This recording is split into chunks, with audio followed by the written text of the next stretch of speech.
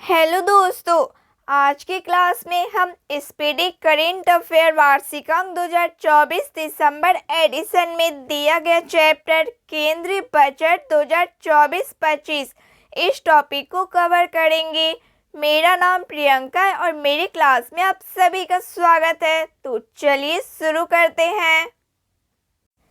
केंद्रीय बजट 2024-25 वित्त मंत्री निर्मला सीतारमण ने 23 जुलाई 2024 को लगातार अपना 7वां केंद्रीय बजट 2024-25 पेश किया।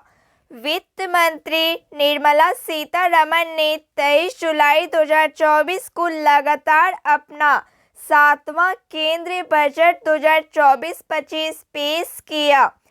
सीतारमण ने मोदी सरकार की तीसरे कार्यकाल के पहले बजट में बेरोजगारों, मध्य वर्ग, महिला और किसानों को ध्यान में रखते हुए 9 प्राथमिकताओं का ऐलान किया।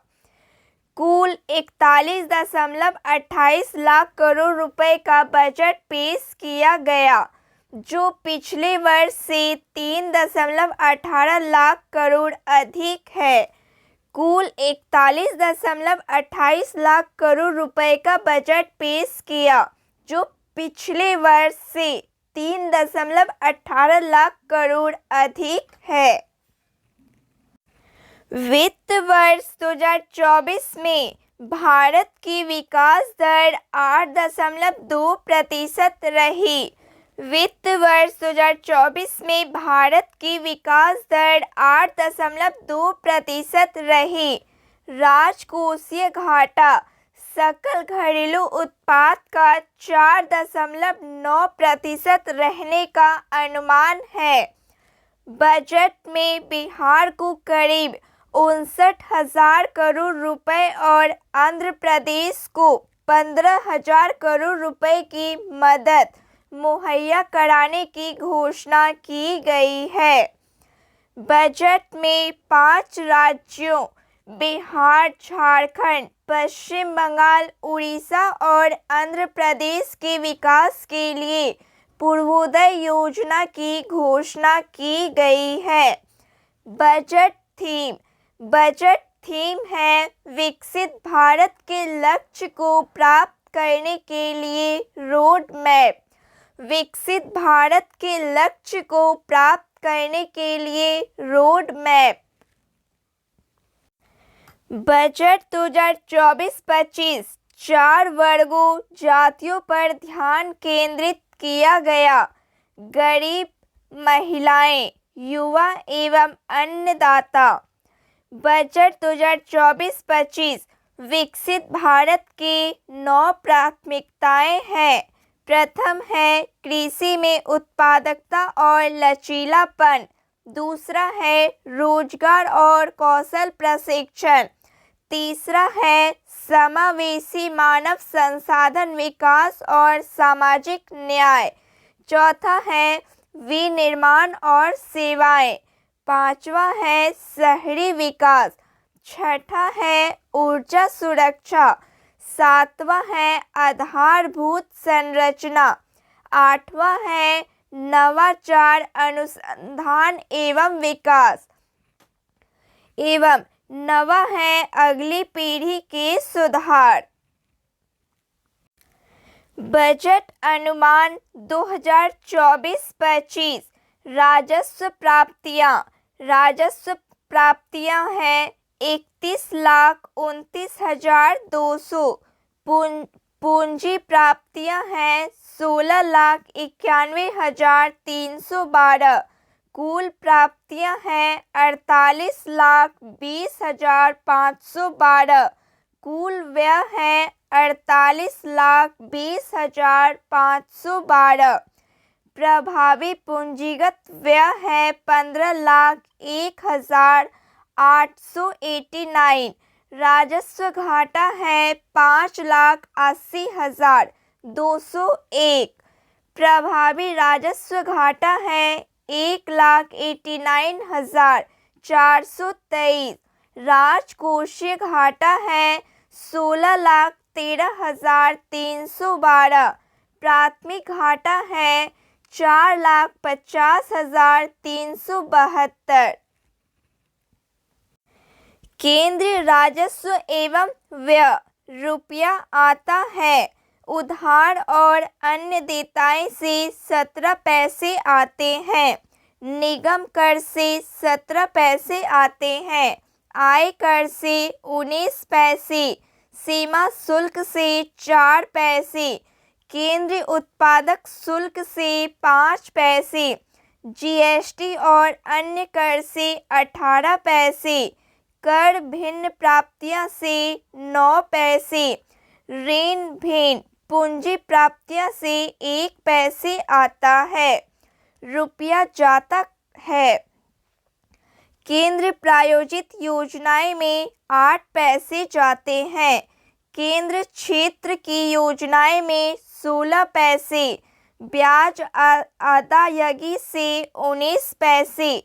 रक्षा में 8 पैसे। आर्थिक सहायता में 6 पैसे। वित्त आयोग और अन्य अंतरण में 9 पैसे। वित्त आयोग और अंतरण करों और शुल्कों में 9 पैसे। राज्यों का हिस्सा 21 पैसे। पेंशन 4 पैसे। अन्य व्यय में 9 पैसे रुपया जाता है। प्रमुख योजनाओं के लिए धन आवंटन। मनरेगा के लिए 86,000 करोड़ रुपए। सौर ऊर्जा ग्रिड के लिए 10,000 करोड़। अनुसंधान और विकास परियोजनाओं के लिए 1,200 करोड़। सेमीकंडक्टर का विकास और डिस्प्ले विनिर्माण के लिए 6,903 करोड़। नाभिकीय ऊर्जा परियोजनाओं के लिए 2,228 करोड़। औषध उद्योग के लिए PLI 2,143 करोड़। प्रत्यक्ष लाभ अंतरण LPG के लिए 1,500 करोड़। IDEA स्कीम के अधीन क्रेडिट लाइन 3,849 करोड़। घाटे की प्रवृत्तियां। GDP का प्रतिशत। घाटे की प्रवृत्तियां GDP का प्रतिशत। राजकोषीय घाटा 16.13 लाख करोड़। GDP का 4.9%। राजस्व घाटा 5.80 लाख करोड़। GDP का 1.8%। प्राथमिक घाटा 4.50 लाख करोड़। GDP का 1.4%। प्रभावी राजस्व घाटा 1.89 लाख करोड़। GDP का 0.6%। बजट 2024-25 परीक्षा उपयोगी तथ्य है। 10,000 आवश्यकता आधारित जैव इनपुट केंद्र स्थापित किए जाएंगे।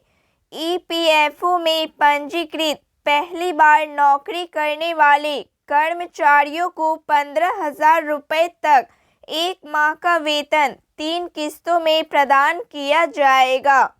5 वर्ष की अवधि में 20 लाख युवाओं को कुशल बनाया जाएगा। 1,000 औद्योगिक प्रशिक्षण संस्थानों को हब में उन्नत किया जाएगा। 5 वर्षों में 1 करोड़ युवाओं को 500 शीर्ष कंपनियों में इंटर्नशिप का मौका।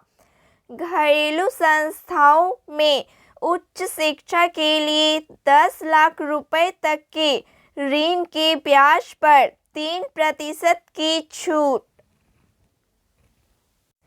प्रधानमंत्री जनजातीय उन्नत ग्राम अभियान 63,000 गांवों को कवर करते हुए जनजातीय समुदाय के सामाजिक आर्थिक में सुधार लाया जाएगा।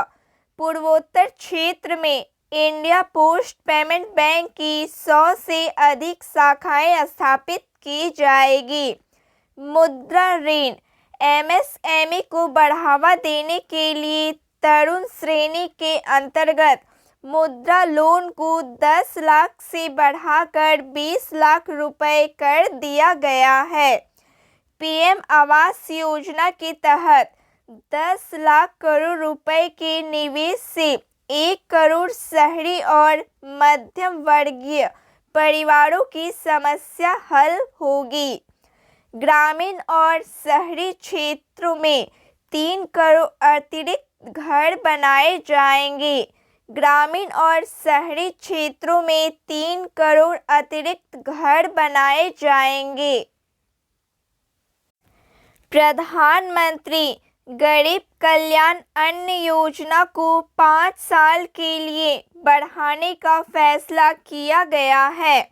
Advance ultra super critical technology AUSC की मदद से एनटीपीसी और BHEL के बीच एक संयुक्त उद्यम द्वारा 800 मेगावाट का व्यावसायिक थर्मल प्लांट स्थापित किया जाएगा।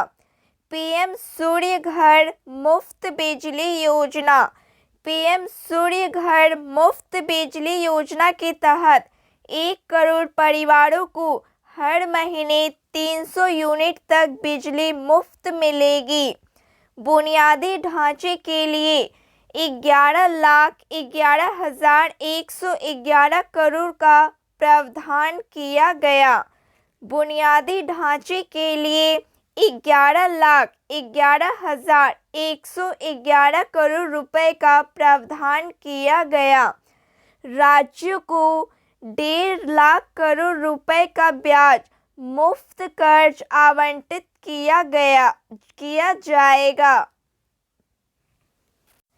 नई कर व्यवस्था में संशोधित टैक्स संरचना 0 से 3 लाख रुपए, 0 3 से 7 लाख रुपए 5% टैक्स, 7 से 10 लाख रुपए 10% टैक्स, 10 से 12 लाख रुपए 15%, 12 से 15 लाख रुपए 20%, 15 लाख रुपए से अधिक 30% टैक्स संरचना है। अंतरिक्ष क्षेत्र में शोध के लिए 1000 करोड़ रुपया आवंटित किया गया है। कर प्रस्ताव वेतनभोगी के लिए नए टैक्स रेजिम में अब 7 लाख तक आयकर मुफ्त होगी। मानक कटौती बढ़ाकर 75,000 रुपये किया गया है।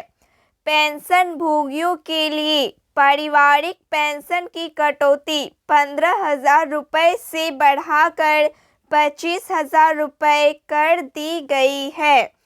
सभी वित्तीय और गैर वित्तीय परिसंपत्तियों पर दीर्घकालिक लाभ पर 12.5% की कर दर लागू होगी।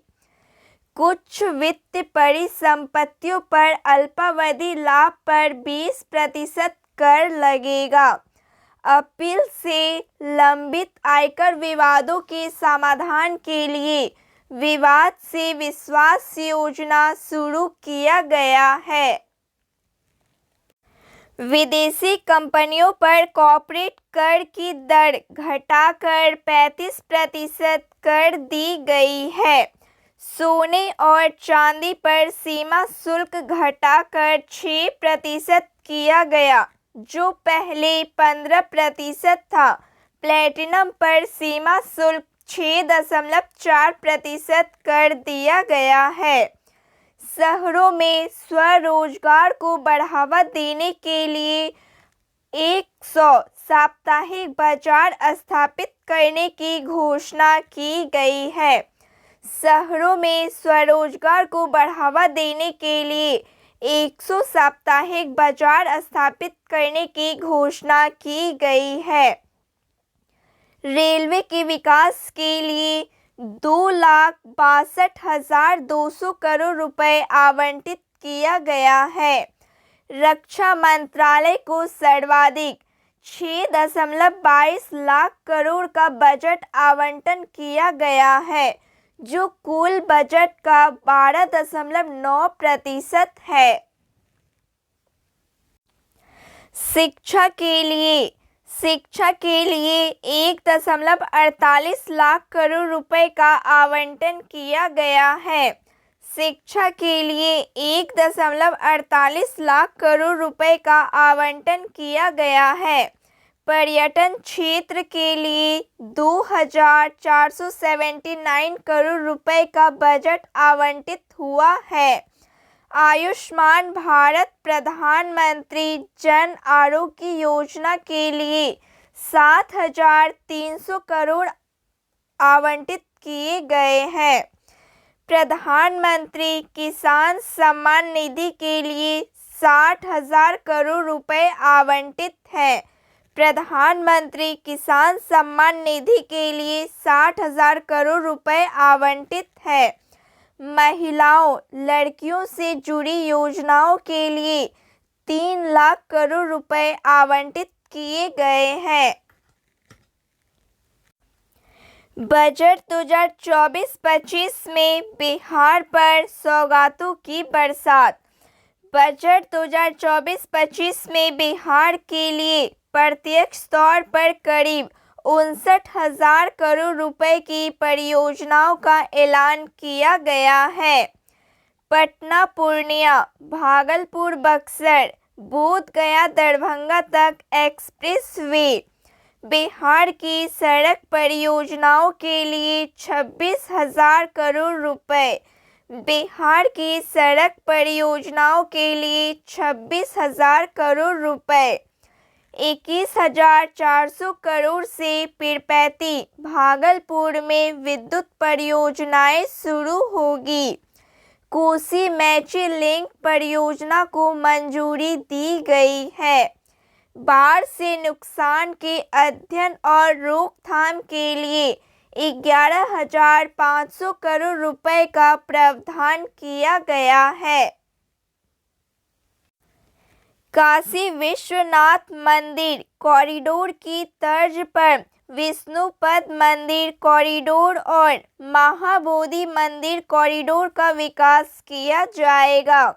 नालंदा विश्वविद्यालय को उसके गौरवशाली स्वरूप में पुनर्जीवित करने के अलावा नालंदा को एक पर्यटन केंद्र के रूप में विकसित किया जाएगा। राजगीर के हिंदू, जैन और बौद्ध तीर्थ स्थलों को वैश्विक पर्यटन मानचित्र पर लाया जाएगा। बिहार में 10 नए एयरपोर्ट का निर्माण किया जाएगा। बिहार में 10 नए एयरपोर्ट का निर्माण किया जाएगा। बिहार में कम से कम 2 मेडिकल कॉलेज मिल सकेंगे। बिहार में कम से कम 2 मेडिकल कॉलेज मिल सकेंगे। तो फ्रेंड्स, आज के लिए बस इतना ही। क्लास अच्छी लगी हो प्लीज़ लाइक, शेयर, सब्सक्राइब कीजिए। जय हिंद, थैंक यू।